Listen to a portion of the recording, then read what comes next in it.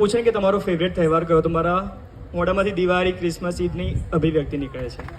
કારણ કે બધા એક સાથે કોઈ સેલિબ્રેટ કરતા હોય તહેવાર તો એક આ છે.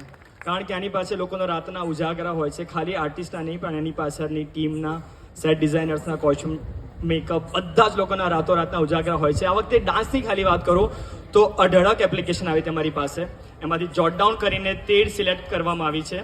અને દરેક આર્ટિસ્ટ પાસે એક વાત હોય. અભિવ્યક્તિ કાયમ કહે છે કે એવરી સ્ટોરી મેટર્સ. તો દરેક પાસે એક એવી વાત હતી, એવી વાર્તા હતી જે એમના સીધી જ એમના દિલમાંથી નીકળેલી હતી. આ વખતે એવી વાર્તાઓ અભિવ્યક્તિના સ્ટેજ ઉપર આવવાની છે. ખાલી અમદાવાદથી નહીં, રાજકોટની 2 છોકરી આવવાની છે જે તમારી સામે રાજા રવિ વર્માનો આ પેઇન્ટિંગને લાઈવ કરવાની છે. કોલકાતાથી 2 છોકરીઓ આવવાની છે જે તમને એમના પરફોર્મન્સથી સીધા કોલકાતા લઈ જશે. આઈ એમ શ્યોર આ વખતે અભિવ્યક્તિના સ્ટેજ ઉપર 18 વર્ષના એક નાના છોકરાનું 40 મિનિટનું ફર્સ્ટ પ્રોડક્શન જોવા મળશે.